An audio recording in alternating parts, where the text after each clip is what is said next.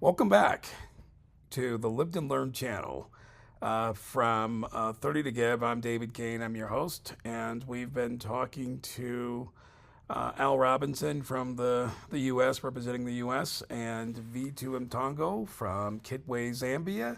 We're talking about the Is It Well app, and they started this discussion last week. They answered one question, and today we're going to feature question number two. Let's get started. Um, what about the biological impact of it? Research shows that, persistent loneliness, again, if you're stuck in that mode, that it keeps the body in this fight or flight state. The purpose of cortisol is to give you the strength to move mountains when you're under attack, or run away from it. But if there's nothing going on, it just sits in the body, and that's where we get heart disease and even strokes. Um, does your respective culture recognize the link between, emotional isolation, loneliness, and physical health? Do people understand that there's a link between the two, or do they just treat it as a separate issue? Al, I'll go back to you first. I think they typically treat it as a silent issue. I don't think it's been diagnosed or clearly defined what loneliness or um, depression, all those things linked together really mean to us. I think we just keep it inside and until one day we burst, Wow. or we explode on a spouse or someone unnecessarily. And so I think that's something that we have to talk about more and do it more openly. Interesting. Yeah, I agree that I see that too. We haven't drawn a comparison or the link between the two. I totally agree with you. In Africa, is it treated as a separate issue, or is it understood that there is a link between, again, the loneliness, isolation, and health issues? V2, what's your take on that? In Africa, just as I earlier said, it is now that's beginning to be just spoken about. But in Africa, how it's usually treated or how it's usually taken as you just need prayers. You need to go to church. You need to especially in most African homes, it's not yet recognized that there's a link. It's just that, no, you've started alcohol, you started cigarettes, or maybe you need prayers. I don't know if that makes sense. No, it does. You see it as not as a physical health issue, but as a spiritual health issue. Yes, it needs a spiritual health issue. Wow, that's an interesting perspective. Wow, and that's where I think the Is It Well app can really come into play. So I want to talk about the what's called the withdrawal loop, and I'm going to go to you first, V2, on this.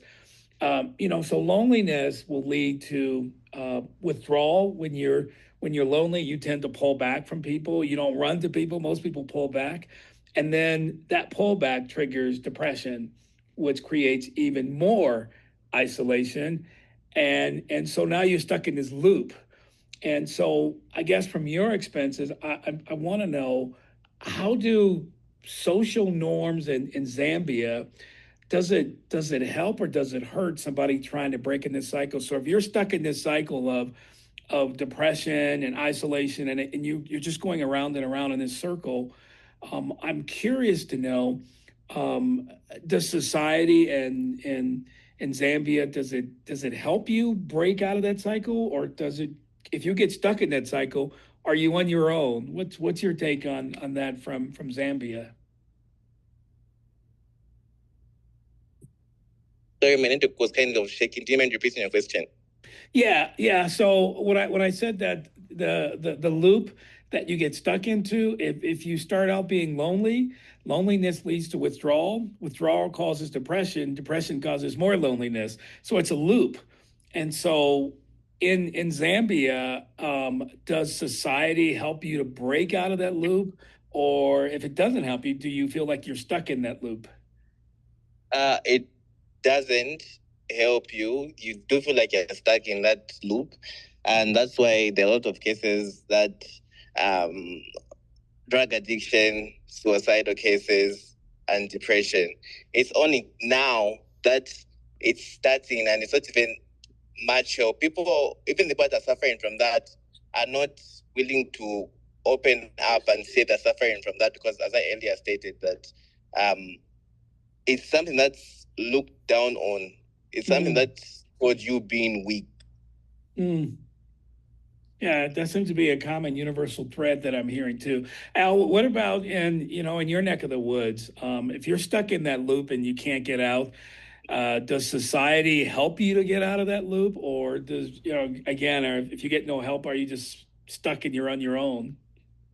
Well, I think there's many tools available in society. It's just that, different segments of the society seem to be more emphasized than others. For instance, my daughter plays sports, and there's a lot more support in that world of, hey, get a counselor. Hey, if you're feeling this way, we've got people to talk to you. So having that accessibility to know that there's a counselor for whatever issue you may have, and then the funding as well, you being able to pay for that professional to provide those services. So having access, and then being able to afford that support is critical. And it's not a one-time session in many cases. It may take you years, to be honest, to rectify all the issues you may have that you are aware of or may not be aware of. But the tools are there. It's just being exposed to them and knowing that they're available. And there's no shame attached to getting that support.